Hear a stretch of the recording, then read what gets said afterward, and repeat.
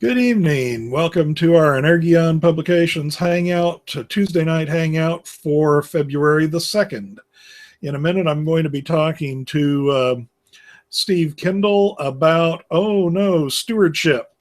But first, let's invite the Lord to be with us.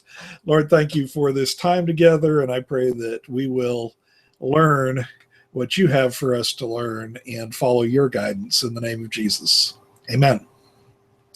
Now, speaking of stewardship, and I have your book to wave in front of everybody, Stewardship, God's Way of Recreating the World. The question that tends to come up with that subtitle is, what on earth do my tithes and offerings have to do with recreating the world? Well, that is an excellent question. And for me, it certainly does a lot. There's no doubt that tithes and offerings are a very vital part of stewardship. But I want to emphasize that it's merely a part. And one of the problems I have with our normal stewardship processes in our congregations is that stewardship has been reduced to a program that's usually trotted out in October and November, just queuing up for the big budget crunch at the end of the year and associating it with pledges and all those things. And then we forget about it when January comes along and we've underwritten the budget and we think we're done with stewardship. But actually, that's just the start. Psalm 50 really says it all for me. And I'd like to read that portion of it to you. Every wild animal of the forest is mine, the cattle on 1,000 hills. I know all the birds of the air, and all that moves in the field is mine. If I were hungry, would I not tell you? I would not tell you, for the world and all that is in it is mine. All the world and everything in it belongs to God. The bottom line there is none of it belongs to me or you. That's what stewardship is all about. It's taking care of all the world and everything in it, because God has placed us in a position of caretakers of this wonderful creation that God has bestowed upon us all. And it even is going to, as soon as we branch out into the universe beyond our planet and start mucking around with the solar system and who knows what in the future, we're going to have to take these principles out there too, because it's still God's. And we're still responsible for maintaining it as God would have us maintain it. So tithes and offerings, terrific. Yet we need to expand the horizon of our understanding of what stewardship is. One of the things we're going to talk about today is I want to say it's kind of an a priori for me and probably for many in our audience, and that is that our world's in terrible trouble. I don't want to spend the time to convince you of climate change and the effects that I believe it's having on the universe, and most of the scientists that study it certainly believe that, or on our world. It's having devastating effects. And part of our role as God's stewards in recreating the world is to take back from the processes that are destroying it and putting in place the healing things that we can do as human beings to stop this destruction. So I'm not going to try to make the case that the earth is in trouble. I'm assuming that you agree with me, or that at least it's not a hostile thought to you. And given that that's the case, what can we as Christians and congregations do about it? Okay, let's take up a couple of quick housekeeping things. We normally have the Q&A app active, but for unknown reasons, it's not running. If you do want to ask a question or make a comment, you can enter the comment on the Google Plus event page for this.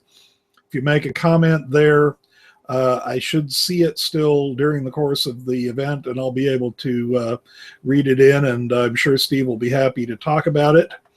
Also, we have the link to our Energion catalog page for Steve's book, Stewardship, God's Way of Recreating the World.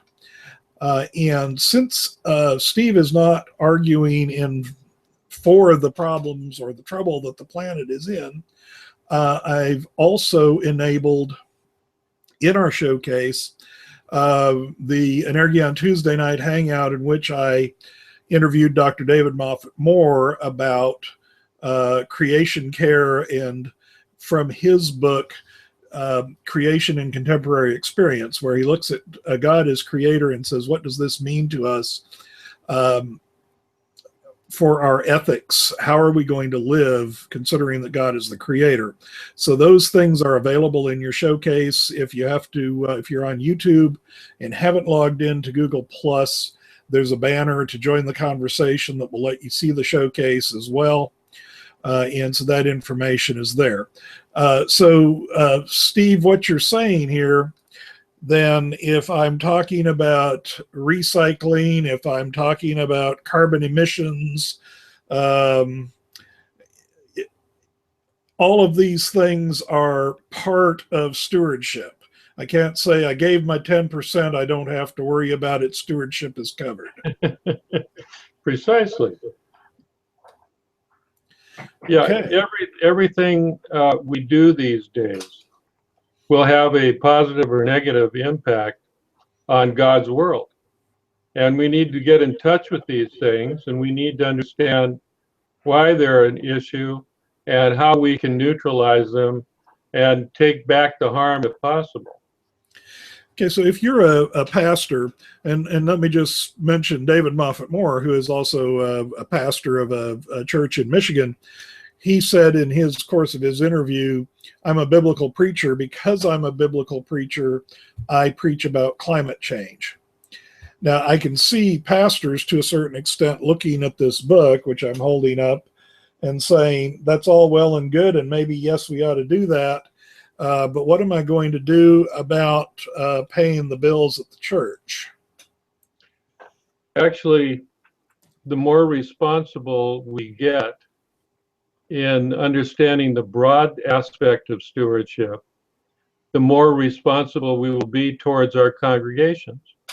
The more we understand that a role a congregation can take is to offset the damage that we as human beings are doing to the earth, the more energy we will have to get behind that program with the church. And when that happens, especially as an entire congregation buys into this, the money seems less to be an issue when the congregation together realizes they're in this project or understanding together and want to address it. Then we just put our resources where our mouths are. I'd like to make one other comment about the stewardship overall. I take most of my lead from Genesis in this. And there's a phrase in Genesis that I think is the phrase that we need to have in our phylacteries, as it were. And that is that God put Adam, who is our representative as a human being, in the garden for one purpose, to till it and keep it. Now, that's a very simple phrase, but it's condensed everything that I want to say into one statement, which is this. Our responsibility to God is to till, meaning to take what is appropriate from the earth for our sustenance and enjoyment, and to keep it.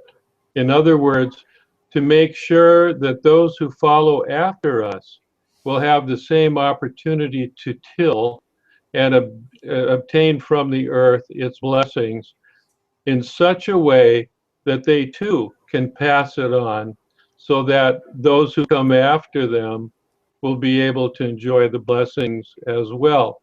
What we've done is we have tilled in such a way that getting the bounty of the earth is no longer in a position to pass on as adequately as we had it or as people before us had it. And we are leaving a landscape of despair not too distant in the future for those who come after us because of too much tilling and not enough keeping. Or as in the words of Chief Seattle, we don't inherit our planet from our ancestors, we borrow it from our children. And have we been borrowing? Okay. Now, well, one last thing. I'm going to ask you how you do this. Let's talk a little bit about how to do it practically here in a minute. I know that some people think this sort of an approach to stewardship is daring, because if you go away from the pledge drive to the everything belongs to God drive, that sounds a little bit radical. But I guess we could look at the church right now where we're running, you know, if we're talking about tithing as a 10%, the real giving is under 2%, I think. I don't, as I'm recalling, I don't know if you have more current statistics. One So and a it's half not- is what I heard. Pardon? 1.5 is what I've read lately. Okay, well, so it's not like we're saying drop a really highly successful program and try something radical when we say this, because you go, if we don't ask for tithe, we're not going to be able to support the church. You're not getting a tithe. You know, basically, you can say at most churches, you're not getting the tithe anyway. So let's start looking for the 100% plan instead of the 10% plan. And I think one of the reasons that congregations are suffering and not getting the tithe and not underwriting the budgets and going into such deficit spending and taking from our funds that were supposed to be used for other things just to survive is because we've reduced stewardship to money. And when you do that, you're dealing with the most personal aspect of a congregant's life, and it's resented. How dare you? So broadening it out, I think, increases the level of attention to all aspects, including the money. Okay, and also then, of course, the change in perspective, which says it's not that 10% belongs to God and 90% to me. It's that 100% belongs to God and I am steward of to care for the 100%. And 100% isn't merely money, but everything. Well, you'll know if you're truly converted as to how you relate to a statement I put in the book, which is the question we should be asking is not how much should I give to the church or to God for God's stewardship purposes, but how much should I keep for myself of all that God has given me? If you can handle that, then you're in the right place. Okay, I'm having a problem here with this thing going to me when it shouldn't. I may go to manually setting who's being viewed because it keeps popping up to me even when you're talking. I'm not sure what its problem is.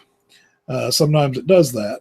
But let's go to this. I think one of the things that happens at this point is, especially a pastor or church stewardship chair, or however you view that, it looks at a question like this and says, and what do I do now? I mean, what do I do in the church to take this approach? You know, it's the nuts and bolts. That's what catches everybody.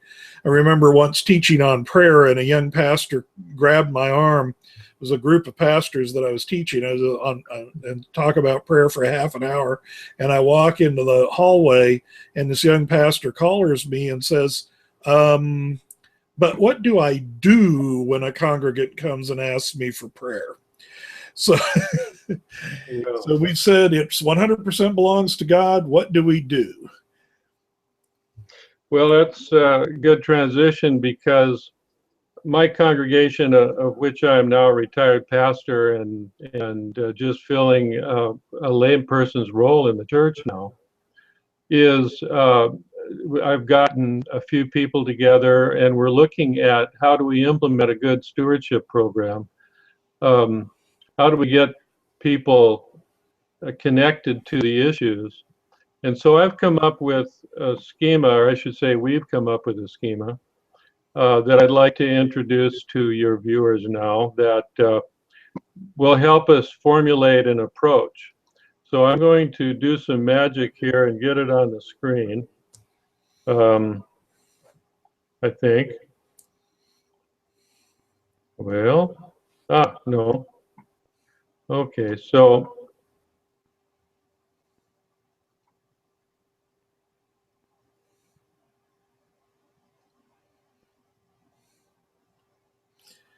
gee, it worked out so well in rehearsal. Yeah, well, this is technology. Okay, so screen share. Oh, there it is. Okay. Wait, I have to do one more step. I apologize for this, but Okay. okay, so we'll go to slideshow, set up slideshow. Okay. All right. Now I think we're gonna have success here. Make sure you've done your start slideshow there at the bottom of the window. Good point. We can let all our viewers know you can watch this section as a tutorial on how to do a PowerPoint presentation on Google Hangouts on Air. Okay. So, okay. Now to share screen.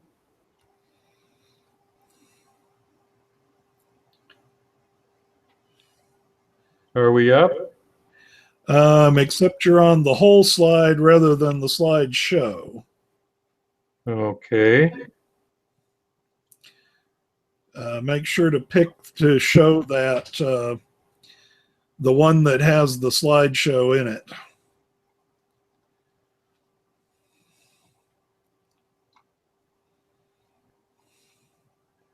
Well, wouldn't you know?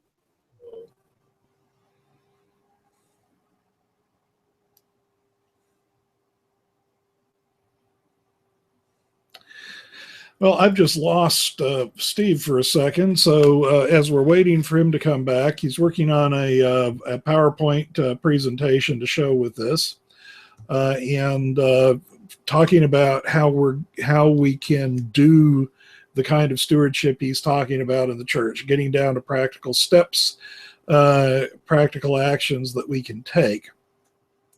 And so at the moment, though, we're going to wait for him. So I'm going to put up a couple of our, do a couple of our announcements. I want to remind people that I do have a Bible study on Thursday night. We'll be talking about eschatology and starting a passage by passage study of the book of Daniel now that we've completed a kind of look at the landscape. That's on Thursday night on my channel, and Steve is coming back here. I'll go ahead and finish these couple of announcements as he works that. On Friday at 4 p.m. Central Time, and I'm enabling the link, we have our Global Christian Perspectives with Chris Eyre and Elgin Hushbeck, Alan Bevere. They'll be joined this time by Joe Miller. Chris Eyre from the UK, one of the things they'll be doing is interviewing, Chris Eyre from the UK will interview Elgin as an American Republican about the current state of the election, and Joe Miller as an American Democrat about the current state of the election. So that's coming up Friday at 4 p.m.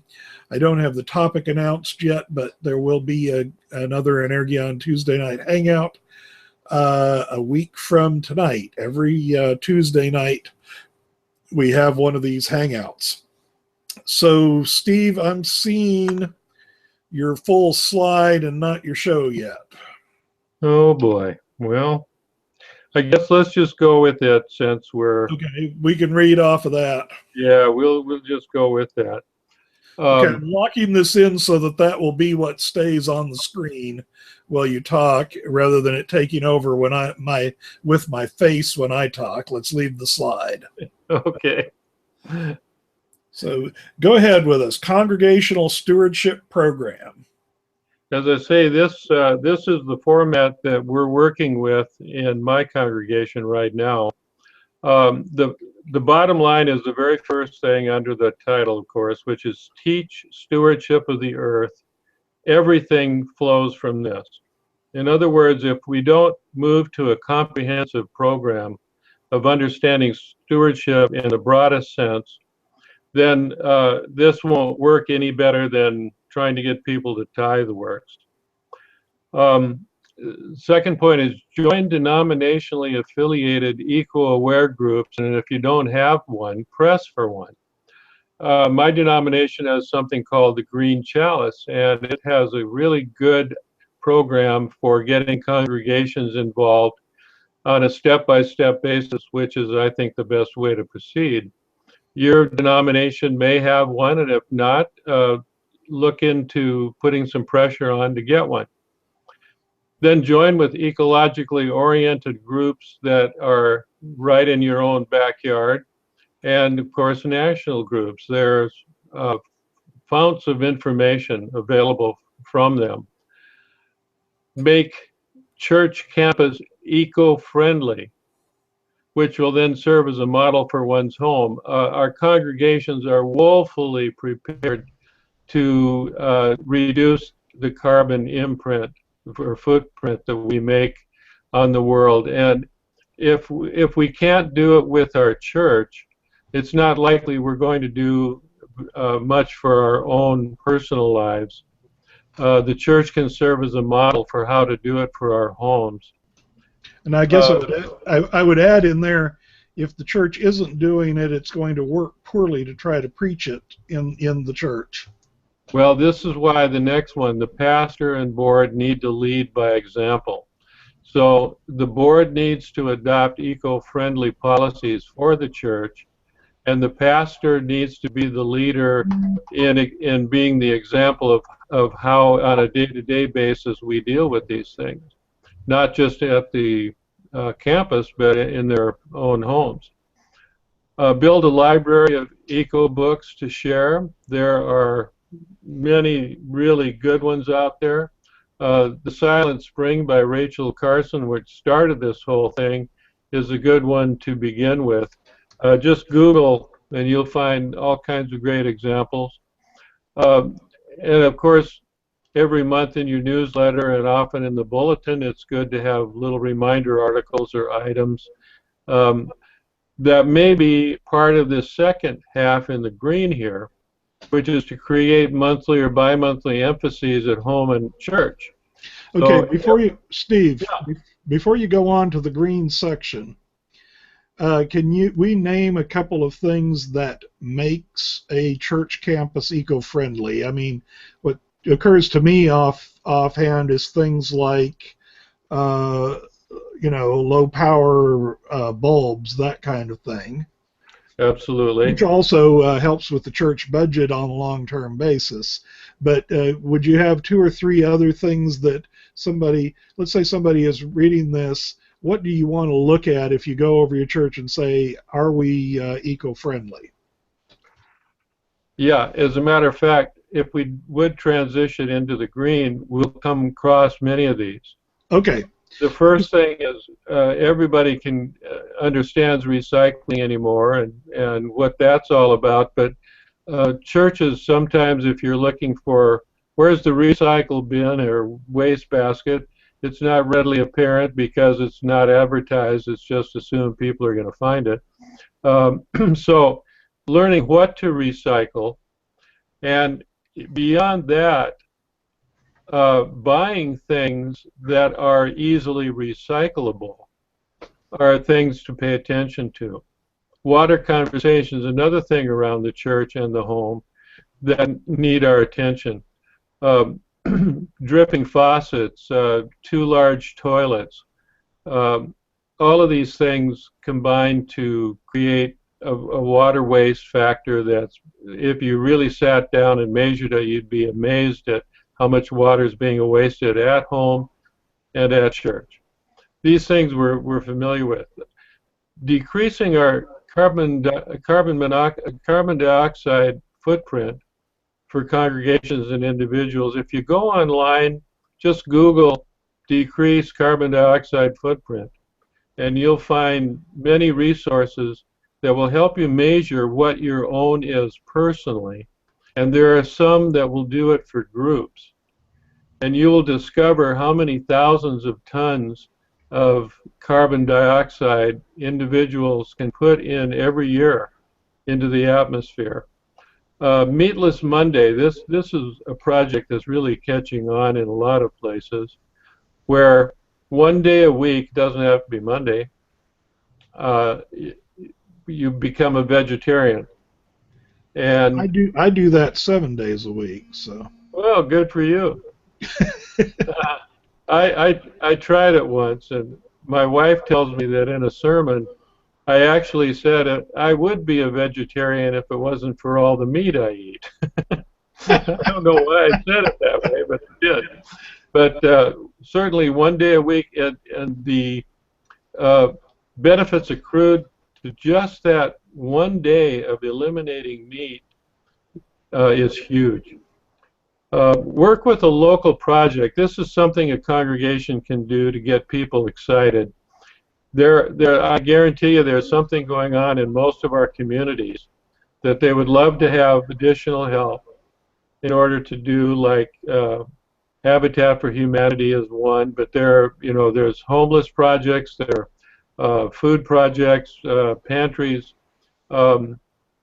all kinds of organizations are trying to call people's attention to how we're harming our environment. And if you can get a core group of people involved in these projects, it has huge payoffs beyond just that. Locavore implementation. Now, locavore is like herbivore and carnivore. It's eating locally, meaning that the food we derive in an arbitrary sense should be no farther from your home than 100 miles, as an example. It could be more depending upon where you are, because sometimes local food just isn't available. But Steve, I want to mention one thing. We are going to slide past the half-hour mark, because I already did my announcements while you were having trouble, technical trouble. But just remember, you only have about 3 minutes or 3.5 minutes to go here. Okay. All right. So basically, it just means searching out local food as best as you can, and eating seasonally and so forth. There's a lot of information on the internet for that as well. Investigate alternative energy sources. Churches can put things on their property, in some cases even windmills, to reduce their consumption of the grid. Hold a monthly movie night. There's some wonderful movies out there. The 11th Hour with Leonardo DiCaprio is one I just watched. It's really great. And there's so many others too. Identify companies you want to support or boycott. Build a library of eco-books to share. Form book study groups with one of those books. Invite experts to speak. Start a thrift store if you can, or certainly shop with them. We have a thrift store in our congregation, and I buy things there all the time that I wear with pride. So think about that too. Promote less reliance on the automobile. Some communities are doing one day a week, like Meatless Monday. They're doing automobile-less day, and they either carpool or find local transportation. Amazing result there. And I think the most important thing to do is to love the place you live. In other words, realize that this is where God has placed you to be a steward, and let your heart break over the catastrophes that are going on right in front of your eyes, and seek to remedy it as best as you can with yourself or your congregation or your family working together to do this. And if you would like to have a copy of this, just email me at steve@energion.co, request the slide, and I'll email it to you.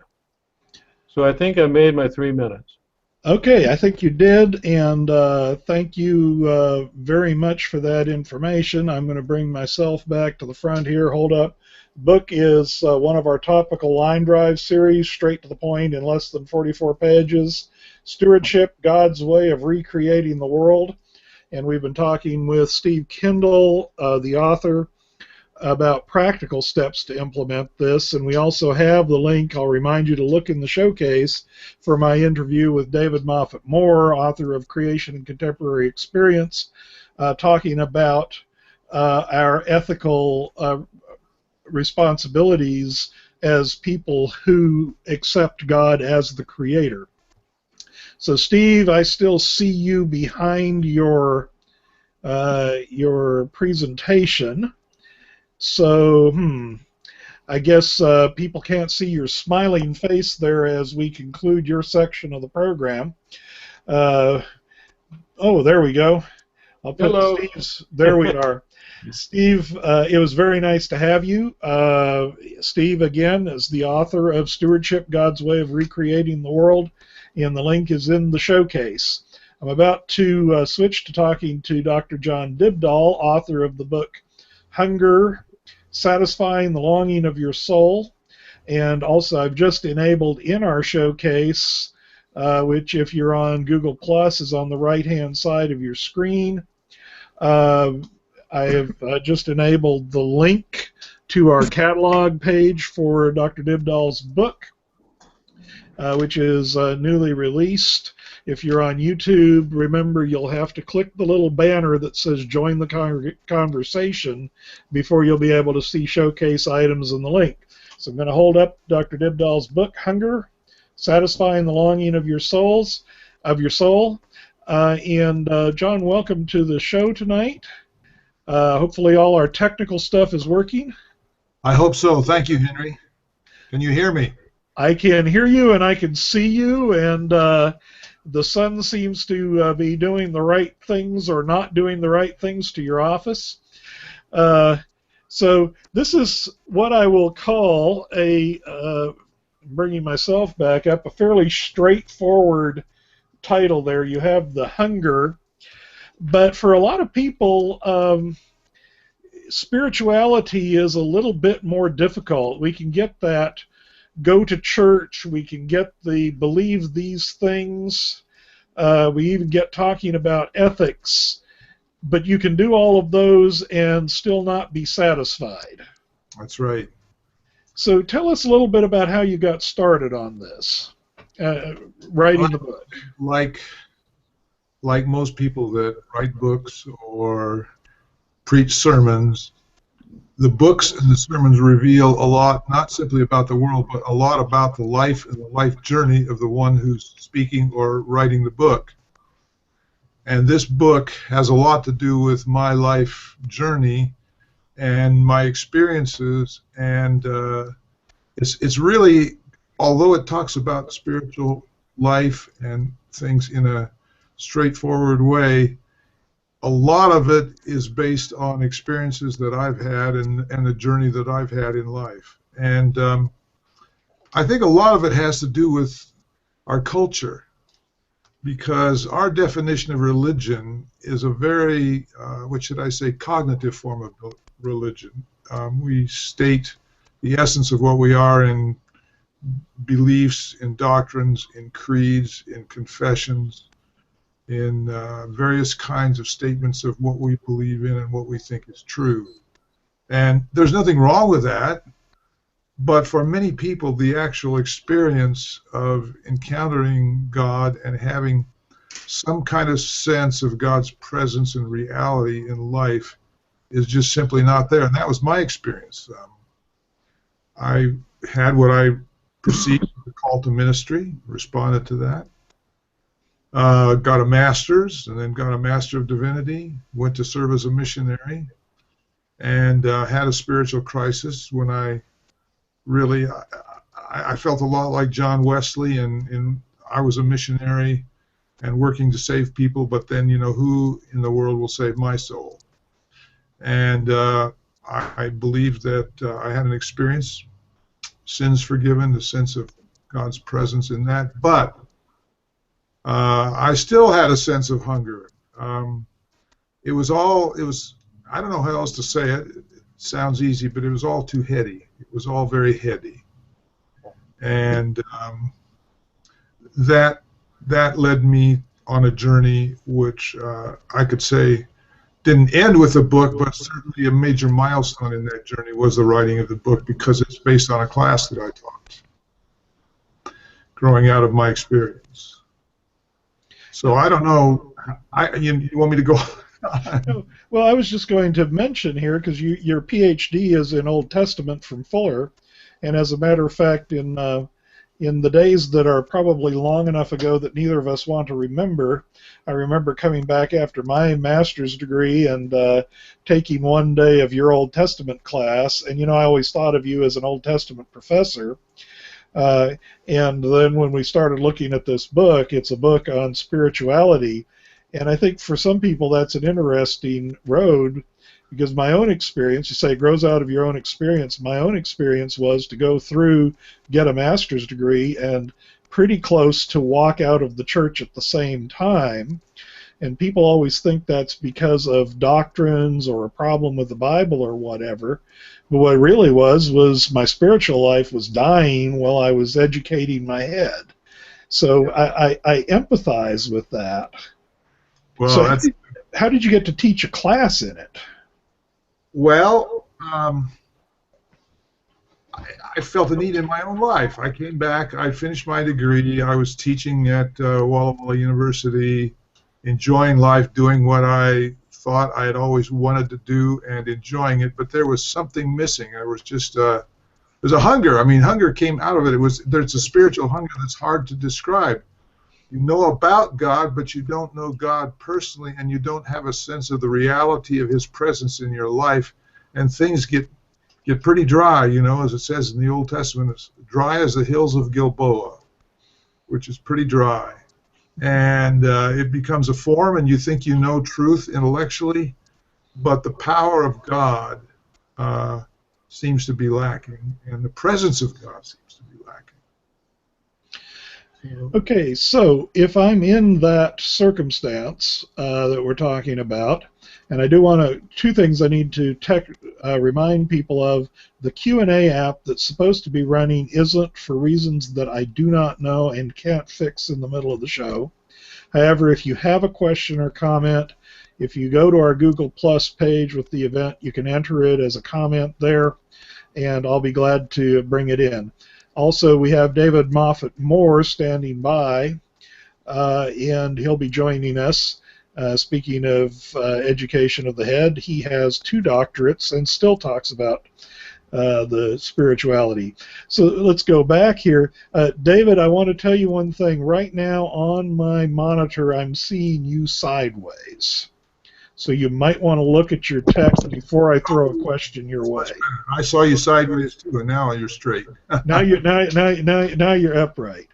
Okay, and I'm sure with our Old Testament here we can find a good text about uprightness. So let's be practical here. If I'm, so I'm sure there are a lot of people who are in churches or Sunday school classes, whatever, and they're feeling the hunger, but they don't know what to do next. How does one get from the routine of, just, how shall I say, checking off the boxes to say, let's experience the power of God? Well, sometimes I think God just steps into people's lives and you know, they have experiences they can't explain that awaken them to this. But I think for a lot of people, it's just getting them to realize the paradigm of what religion is and church is and being a believer is. The paradigm, the wrong paradigm. It's an intellectual paradigm, a logical paradigm, but it does not speak to that part of ourselves that in a deep way is, you know, hungry for that missing piece in life, which is the presence of God, not knowledge about God, but God himself. And I think you just have to start talking about it. I think people have a longing, and when you start to talk about it, they respond. And this really came home to me when we first started doing this. I was teaching Old Testament, and I felt this hunger. Then I began to talk to a colleague of mine who was also kind of feeling the same hunger, and so we decided to try an experimental class. And we talked about it. Well, he would teach one day, I would teach the next, and we were trying to figure out what to say. Neither of us knew exactly what we were doing, but we talked about then a new paradigm, and we talked about prayer and worship and small groups and meeting God and the hunger for God, and we touched into something that we just really did not expect. I mean, we thought maybe there'd be a few people interested. The response from students was just overwhelming. Student after student would say, you know, this is at a Christian college. You know, I know about God. I know a lot of things about God. I know what I should believe. I believe in Jesus. But the stuff you're talking about, we've never talked about. We've never really thought about. We learned how to pray at our mother's knee, and that was about it. Nobody ever talked about it anymore. Nobody talked about, you know, the presence of God in worship. Worship was more a formal kind of thing that you went through. You know, it's hard to explain. And as you would be teaching the students, you look out on the class, and you could tell that there were some people that this was just going right over their head. You know, I mean, that they weren't connecting. But there was a large group that just, you could just see the lights going on in their eyes. And then I realized it isn't just these students that are hungry. Everybody's hungry who's been raised in this paradigm. Okay, let me ask you a quick question about that, and I'm going to toss a question Dave's way and get him involved with us. Is there a barrier there when you're a pastor or as you as a professor of religion and you have your PhD from Fuller and you have all the paperwork that says you have everything squared away, if you know what I mean, to say something is really missing here from my life? David, were you asking that for David or me? I was asking you. Okay. I can ask. I'm going to throw the same question to David, who works as a pastor. But I wanted to hear from you because you said you had this day and you started doing this experimental class. Somewhere in there, you're telling somebody, you know, here I am, the professor of theology, with my PhD from Fuller, and it's not all the way it should be.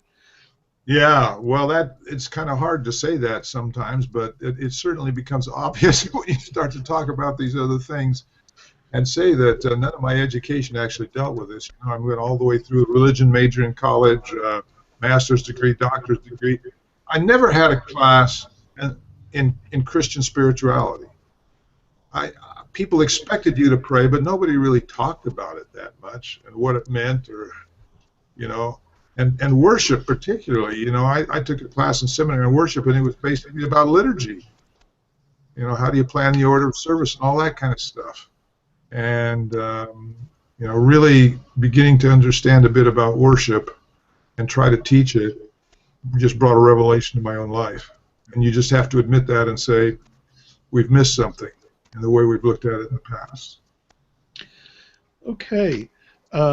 Well, I'm going to now bring Dr. David Moffett-Moore in. He is the author of this little book, Pathways to Prayer, and several others on particularly spirituality. David, welcome.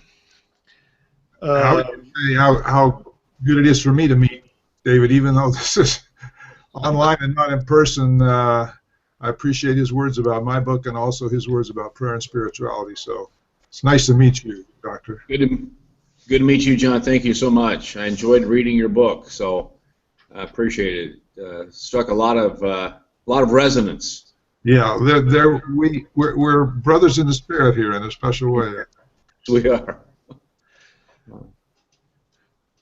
So, as a pastor, David, I wanted to ask you too, because I think a lot of pastors have this. I was telling Steve in the first half of here, as we were talking about getting practical, of one time when I was asked to teach on prayer at a pastors' conference. So I'd talked about prayer for about a half an hour, and then I'm out in the hallway. And probably this is as much my fault as his, because a young pastor walked up to me and just collared me basically and said, "Okay, but when a congregant walks up to me and says, I need prayer, what do I do now?" And he said, "Nobody has taught me." So, when you have to admit at this moment, I don't know how this works. There's definitely got to be an experiential element to it, an existential element to our religion that holds us together. I'm sure this is true for John also, that in the intellectual pursuits for advanced degrees, there is a constant challenge for integrity and authenticity in the studies. Now, they're intellectual studies, but that challenge to be authentic and to have a integrity in the study, and that means a study that's integrated. So it may be an intellectual pursuit, but it has an impact on our spirituality. I really appreciated the points that John made. I think there's a place in when you're talking about Kierkegaard, Soren Kierkegaard had to say about worship, that in true Christian worship there is no spectator. So we tend to think on a typical Sunday morning that the pastor, the choir, the organist, the liturgist, they're the ones doing the worship, performing the worship, and the congregation is the audience. But in Kierkegaard's view, the pastor and organist and choir are the prompters, the stagehands. The congregation are the ones that are actively involved in worship, and God is the true audience. So there's got to be that experiential element to it. Right. And I think that's where the hunger of the soul comes from. That's right. Well, I think worship, probably the biggest revelation to me in this whole thing, and I actually begin my book after talking about the need for hunger and talking about the spiritual life, I talk about worship, because that to me was probably the biggest revelation in connection with this whole thing. My kind of formal liturgical view of worship, rather than simply just amazement at being before and communicating with the King of the universe, the Lord of the universe, and the awe that brings. And, I just found that even the physical part was very helpful. And I mentioned in my book about prostration before the Lord. I'd never done that before. That was part of my tradition, but it was a very powerful experience to just say, here I am, I'm a human, and you're God, and what can I do but just bow before you and say, glory be to your name. Yes, definitely. Okay, I have a comment in from the audience that I'd like to read in here and then get both of your response. Spending time with God is about sharing myself and listening. Sometimes I have to be quiet, and that silent time is not easy to do. To live is to really invest time. It's to really invest in time, more than 5 to 10 minutes. I think probably what we're leading to here is investing the time to be with God. And I know, Dave, you've talked to me about things in your personal devotion life.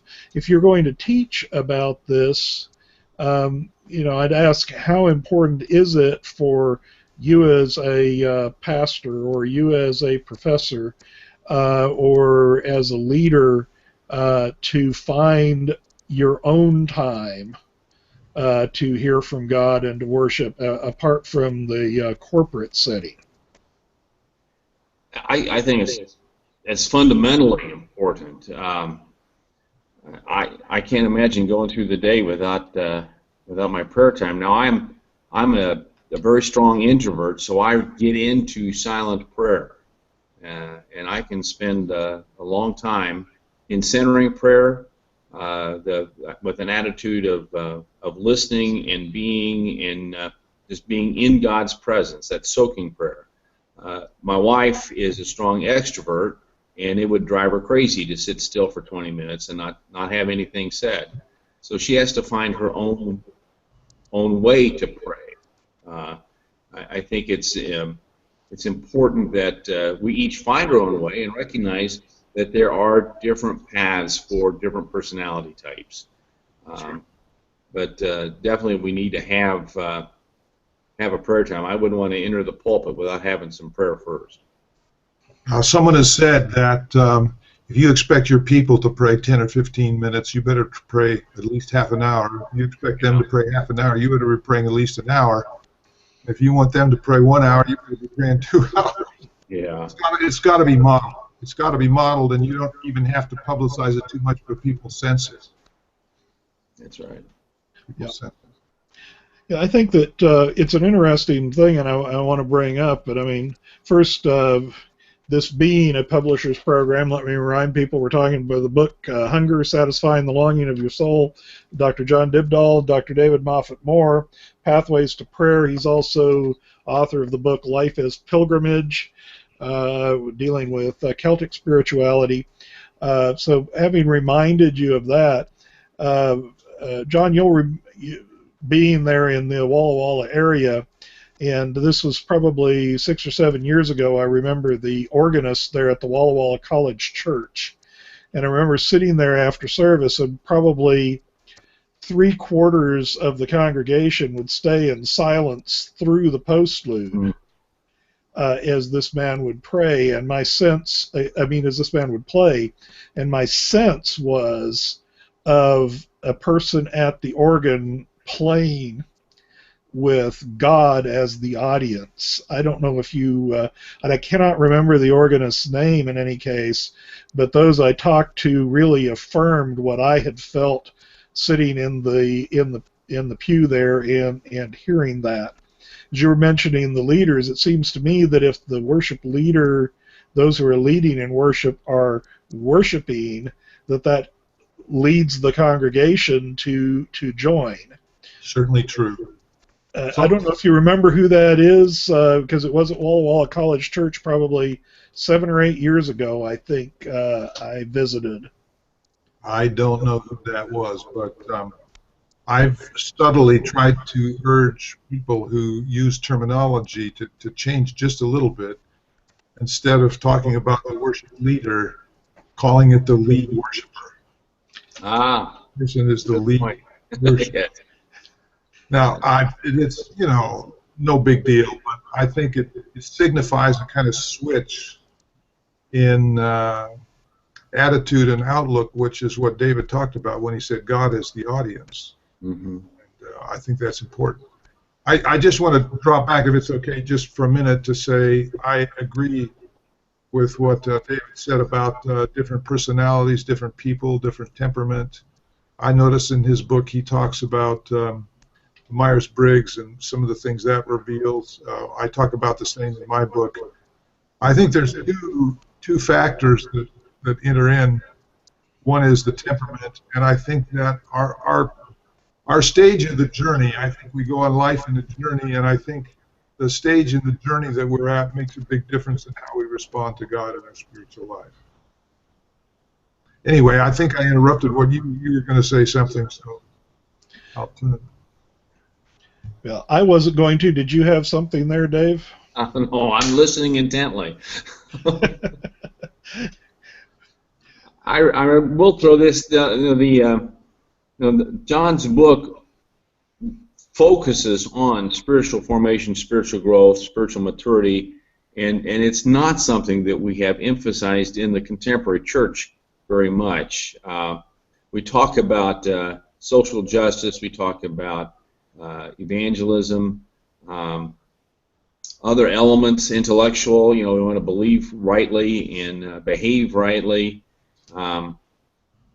But in the early church, there was a lot of emphasis put on what they called theosis, or deification, which sounds grandiose perhaps, but it was the idea that we grow into the fullness of God, and that is an essential part of our Christian life and our Christian responsibility, is to grow and mature into the fullness of God. And I think that's something that's as I read John's book, that was that just kept coming back to me. That it's a call back to the apostolic traditions, really. Well, I would have to admit that I really like, John, what you said about changing the title, because sometimes the label that we put on something is extraordinarily important, I think, in the way that we treat it. The lead worshiper as opposed to the worship leader, I mean, that sounds pretty real to me. We're getting short on time and probably not at all short on subject matter.